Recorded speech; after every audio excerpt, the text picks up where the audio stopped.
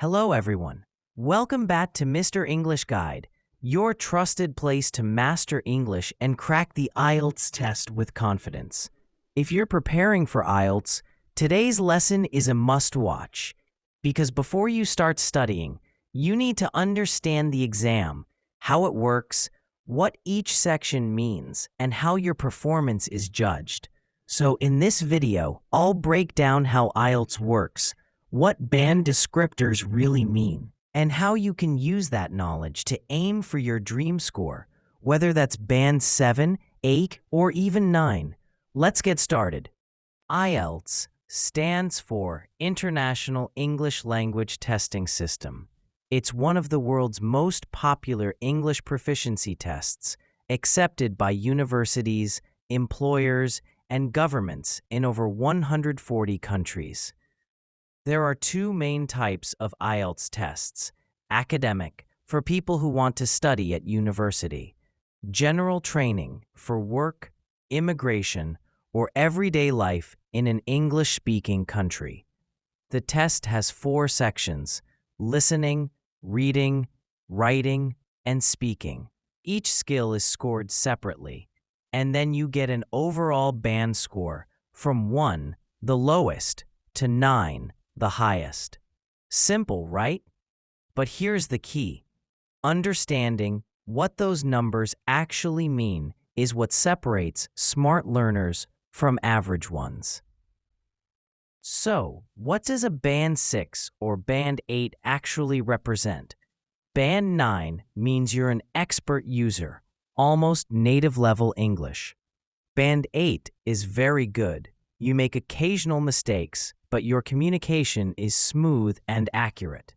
Band 7 is good. You can handle complex language, but some errors or misunderstandings may occur.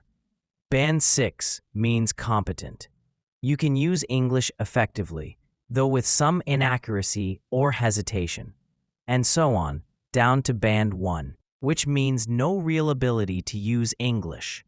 But remember, IELTS isn't about being perfect. It's about how well you communicate ideas, understand information, and respond appropriately in English. Let's quickly understand what each section tests and how it's marked. 1. Listening, 30 minutes. You'll listen to recordings, conversations, lectures, and discussions, and answer 40 questions. You get 1 mark per question, and your raw score converts into a band score. Here's a tip. Focus on accuracy and spelling. Even 1 missing S can cost you a mark. 2. Reading, 60 minutes. 40 questions again. For academic IELTS, you'll get long, complex texts, like journals or articles. For general IELTS, the passages are simpler, like ads or workplace documents. Tip: skim for main ideas and scan for answers. Don't read every word. 3. Writing, 60 minutes. This is where band descriptors matter most. You'll complete 2 tasks.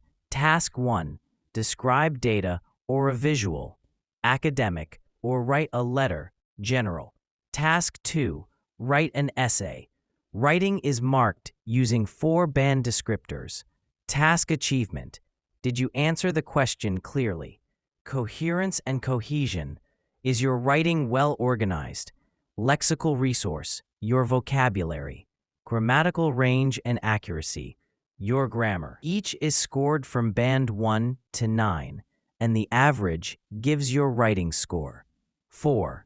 Speaking, 11 to 14 minutes. It's a face-to-face interview with an examiner. You're judged on fluency and coherence, lexical resource, grammar, pronunciation. So it's not about using fancy words. It's about communicating naturally and confidently. Now, let's go a bit deeper into those band descriptors, because this is where IELTS magic happens. The band descriptors are public documents that explain exactly how examiners score you. They're like your IELTS roadmap. Let's simplify them. Fluency and coherence. Do your ideas flow smoothly? Can you speak or write without long pauses or confusion? Lexical resource. Are you using a variety of words correctly? Repetition reduces your score. Grammatical range and accuracy. Do you use different sentence types, simple, complex, with few mistakes? Pronunciation in speaking. Are you clear and understandable, even if you have an accent? The secret? Focus on clarity over complexity. Examiners prefer natural English that's easy to follow, not memorized phrases. Here's a quick example. Instead of saying, "In the modern era," it is an undeniable fact that technology plays a pivotal role. You could simply say, "Nowadays, technology is a big part of our lives." Now that you know how IELTS works and what the examiners want, here's how to prepare smartly. 1. Study with purpose. Don't just read grammar books. Practice tasks from real IELTS papers. 2. Record yourself. Listen for hesitation, pronunciation, or weak vocabulary. 3. Review band descriptors. Use them as a checklist after every essay or speaking task. 4. Get feedback. A teacher or study partner can help you see what you miss. Remember, IELTS is not just an English test. It's a skill test. The more you understand how it's scored, the faster you'll improve. So, now you know exactly how IELTS works and what each band means. In the next video of this full course, we'll dive into the best 12-week study plan, step-by-step preparation to reach your target band.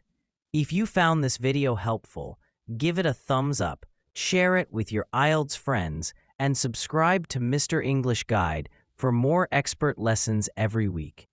Remember, don't just study harder, study smarter. See you in the next class.